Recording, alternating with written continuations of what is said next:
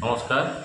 আমাদের ভারতবর্ষের বিখ্যাত চিত্র পরিচালক বিবেক অগ্নিহোত্রীজি যে দ্য বেঙ্গল ফাইলস বলে সিনেমাটি বানিয়েছেন, সেটি আমাদের ভারতবর্ষের স্বাধীনতার পূর্বে 1946 সালে যে হিন্দু নিধনযজ্ঞ, বিশেষ করে বাঙালি হিন্দু নিধনযজ্ঞ হয়েছিল পশ্চিমবঙ্গে, সেই ঘটনাটির একটা সেই অবলম্বন করেই সে একটা সিনেমা তৈরি করেছে। কিন্তু পশ্চিমবঙ্গ সরকার সেই সিনেমাটি পশ্চিমবঙ্গে কোনো সিনেমা বা হলে বা প্রেক্ষাগৃহে সিনেমাটি রিলিজ হতে দেয়নি। তার মূলত যে কারণ, সেটা হচ্ছে পশ্চিমবঙ্গের সরকার চায় না যে তাদের যে সংখ্যালঘু ভোট ব্যাংক সেখানে কোনো বাধা সৃষ্টি হোক।